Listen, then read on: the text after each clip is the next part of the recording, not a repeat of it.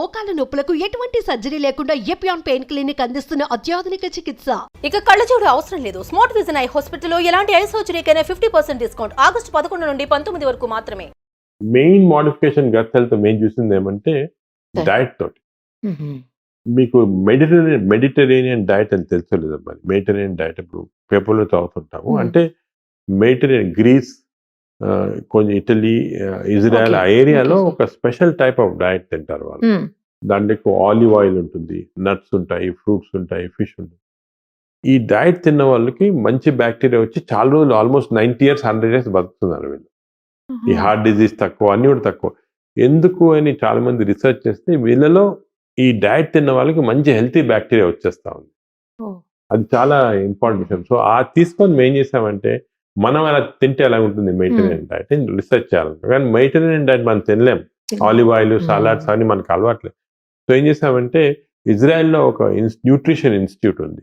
దాంతో రీసెర్చ్ చేసి Indo Mediterranean diet అని తయారు చేసాం. అంటే మనం దోశ, ఇడ్లీ వాళ్ళ దాంతో ఆలివ్ ఆయిల్స్ చేసి ఒక రీసెర్చ్ ప్రాజెక్ట్ మా హాస్పిటల్లోనే డాక్టర్స్ తోటి చేసాం. అంటే ఒక 50 మంది డాక్టర్స్ కి ఈ డైట్ ఇచ్చాము. 50 మంది డాక్టర్స్ మన సౌత్ రెగ్యులర్ డైట్ మాట. మిగతా యాక్టివిటీస్ అంతా సేమ్. 3 months తర్వాత ఈ మెడిటరేనియన్ డైట్ ఇచ్చిన డాక్టర్స్ కి బాగా హెల్త్ ఇంప్రూవ్ అయ్యి వెయిట్ 3 kg తగ్గిపోయారు. అది ఎందుకు జరిగింది అని చూస్తే లోపల బ్యాక్టీరియా చేంజ్ అయిపోయింది, హెల్తీ బ్యాక్టీరియా వచ్చింది. వేరే మామూలు వాళ్ళకి అలాగే ఉంది మాట. సో చాలా నాకు కూడా చాలా ఎంత ఇంప్రెస్ అంటే నేను కూడా డైట్ చేంజ్ మార్చుకున్నాను నేను కూడా. ఎందుకంటే మన డైట్ పైన ఇంత ఇంపార్టెంట్ అంటే డైట్ బ్యాక్టీరియా ఇంపార్టెంట్. బ్యాక్టీరియా అనేది మనం కంట్రోల్ చేయాలంటే మెయిన్గా డైట్ తోటి.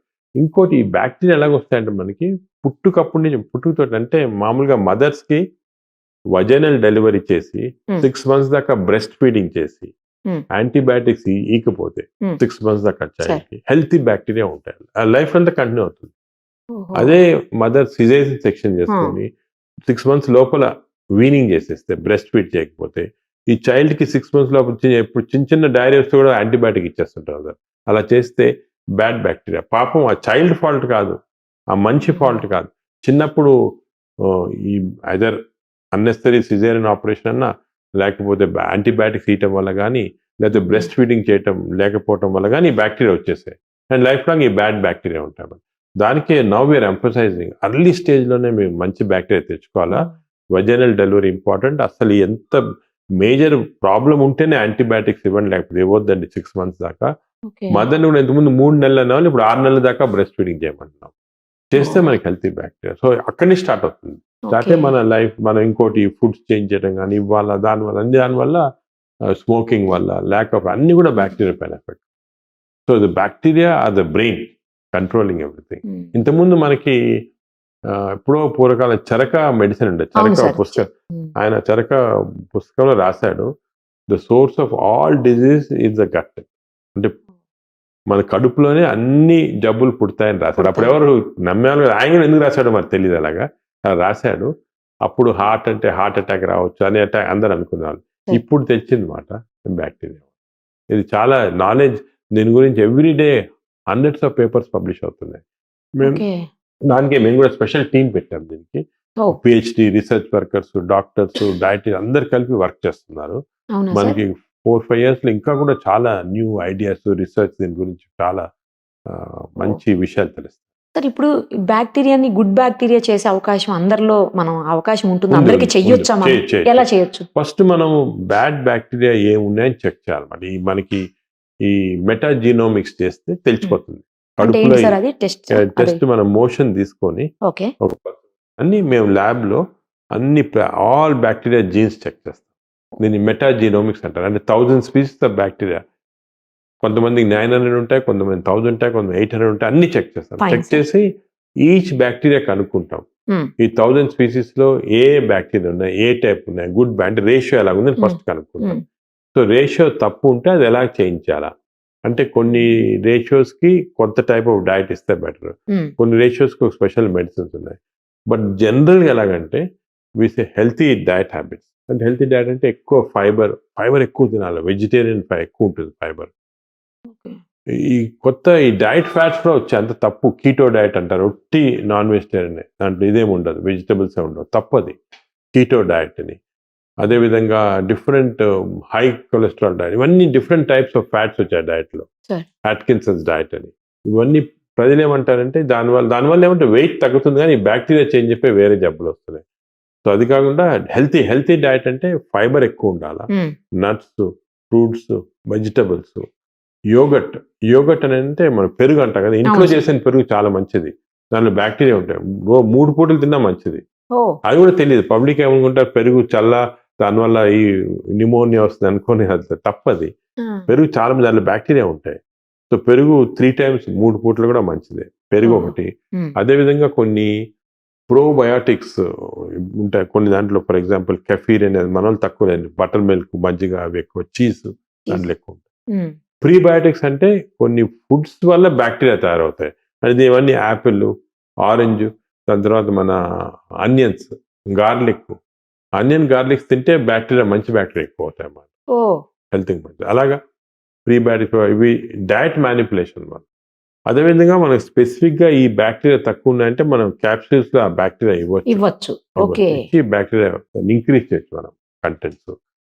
అదేవిధంగా వీళ్ళు కొన్ని మెడిసిన్స్ తీసుకుంటారు, యాంటీబయాటిక్స్ కాకుండా వేరే మెడిసిన్స్ కూడా, అసిడిటీ తగ్గించడానికి మెడిసిన్స్ తీసుకుంటాం. దానివల్ల బ్యాక్టీరియా చేంజ్ అయిపోతుంది, చెడ్డ బ్యాక్టీరియా వస్తుంది. అవి ఆపటము కొంతమంది సంవత్సరాలుగా తీసుకుంటుంటారు అనమాట, ఏం లేకుండా అసిడిటీ అని.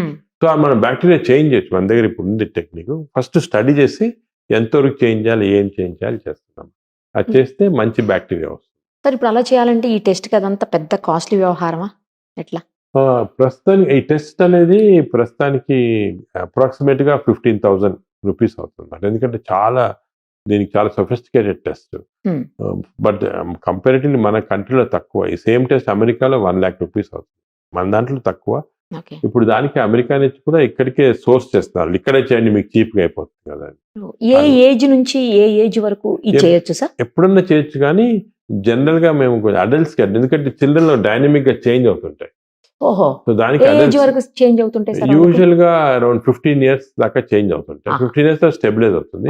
సో 15 years తర్వాత వేరే అడ్వైజింగ్ ఇస్తాం. Adults correct. అడల్ట్స్ కి దీన్ని గట్ మైక్రోబయామ్ మెటాజినోమిక్స్ అంటారు. Up to A age sir? Up to 70 years దాకా పర్వాలేదు. ఓకే.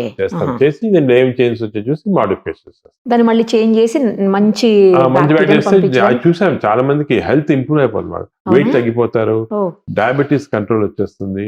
అదే విధంగా వాళ్ళకి జనరల్ హెల్త్ బాగా షార్ప్నెస్ ఇంక్రీజ్ అవుతుంది, డల్నెస్ పోతుంది, బాగా యాక్టివ్ అయిపోతారు. అది చేస్తాను.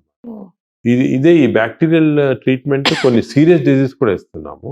ఫర్ ఎగ్జాంపుల్ అల్సరేటివ్ కోలైటిస్ అంటే ఇన్ఫ్లమేటరీ బౌల్ డిజీజ్.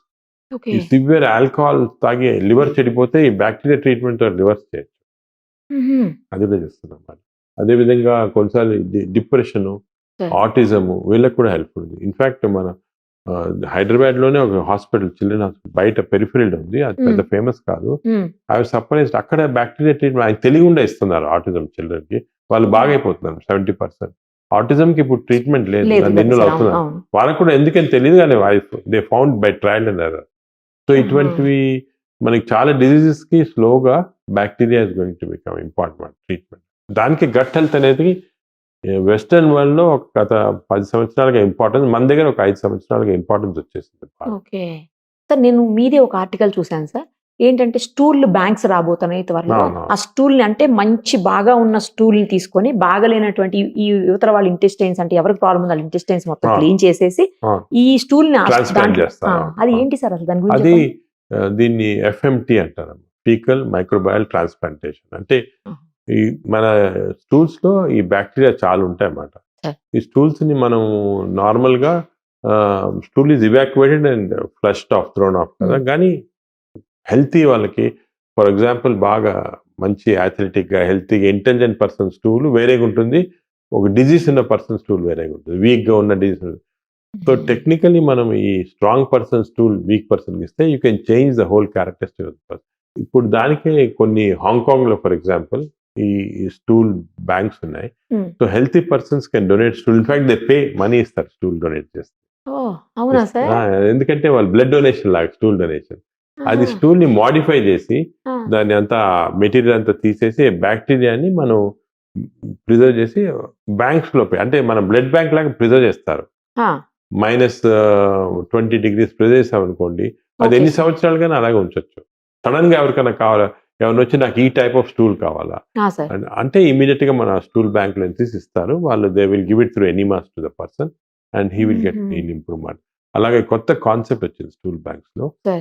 అండ్ అది కూడా బ్లడ్ బ్యాంక్ లాగా ఇదంతా కూడా there is some commerce involved in. Stool ఇచ్చిన వాళ్ళు దే పే సంథింగ్, వాళ్ళు స్టూల్ బ్లడ్ ఇచ్చినట్టు ఉంటాయి. So all this is now becoming a second type of act. అంటే బ్లడ్ బ్యాంక్ లాగా స్టూల్ బ్యాంక్స్ కూడా ఫ్యూచర్ లో ఒక కాన్సెప్ట్ వచ్చేస్తుంది. ఇంకోటి కూడా విన్నాను సార్ నేను ఈ మధ్యలో, ఏంటంటే గట్ హెల్త్ని అంటే మంచిగా హెల్తీగా పెట్టడం కోసం సంథింగ్ ఏదో ఒక ట్యూబ్స్ తోటి లోపలికి ఫ్లెష్ లాగా పంపించి దాన్ని క్లీన్ చేస్తారు మొత్తం అది ఇంటెస్టైన్స్ తప్పు. అన్న. అది తప్పది. అది తప్పా సార్? అది తప్పు. అది ఎనిమా థెరపీ అంటారు. వాటర్ ఎనిమా థెరపీ అంటారు. అది నార్మల్ గా ఆయుర్వేదాలో, యోగా సెంటర్స్ లో, లేకపోతే కొన్ని హెల్త్ రిసార్ట్స్ ఉన్నాయి, దాంట్లో చేస్తున్నారు అనమాట. హెల్త్ రిసార్ట్స్ కరెక్ట్ అదేం అక్కడే చేస్తారంటే విన్నాను. ఎనిమా లాగా ఇచ్చి బాగా వాటర్ పాస్ పంపించి చేసి క్లీన్ పంపిస్తే చేసి క్లీన్ చేస్తారు. మనకి టెంపరీగా ఏదో కొంచెం బాగా ఫ్రీగా ఉంటుంది మాట. అది తప్పు. ఎందుకంటే 2-3 కారణాలు ఉన్నాయి. సార్. దీనివల్ల స్టూల్స్ మన బ్యాక్టీరియా చేంజ్ కాదు, ఇంటి కోలలో ఉన్న బ్యాక్టీరియా వచ్చేస్తుంది, అంతేగాని బ్యాక్టీరియా చేంజ్ ఒకటి. రెండోది ఈ వాటర్ హైడ్రోథెరపీ వల్ల వాళ్ళు ఈ వాటర్ ఈజ్ హైపోటానిక్, అంటే మన బ్లడ్ లో ఉన్న tonicity water tonicity difference. Okay. ఈ వాటర్ ఎక్కువ ఎక్కించానుకోండి బ్లడ్ లో అబ్జర్వ్ అయితే బ్లడ్ డైల్యూట్ అయిపోతుంది, టానిసిటీ తగ్గిపోయి కొంతమంది కొన్ని స్ట్రోక్స్ వచ్చి బాగా ఇది కూడా అయిపోయారు, డ్రౌజీ అంతా అయిపోయి అవుతారు. అదొకటి. అంటే సోడియం క్లోరైడ్ అన్ని తగ్గిపోతాయి. Sir. థర్డ్ ప్రాబ్లం ఇన్ఫెక్షన్స్ వస్తుంది అన్నమాట. ఇది ఇచ్చే దాంట్లో ఒకరి నుంచి ఒకరికి ఇన్ఫెక్షన్స్ వచ్చి, సో స్ట్రాంగ్ గా we are saying not to take that.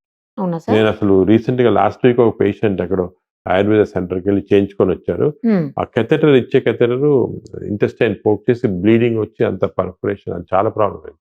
So దానికి ఈ థెరపీ అనేది ఇట్ ఎస్టాబ్లిష్డ్ కాదు. అది ఎప్పుడో నుంచి అలాగ ఉత్సాహం తీసుకుంటారు కానీ కరెక్ట్ కాదు. అది అప్రూవ్డ్ కాదా సార్? అప్పుడు కాదు అసలు. It doesn't fit into this category of gut health. Totally wrong.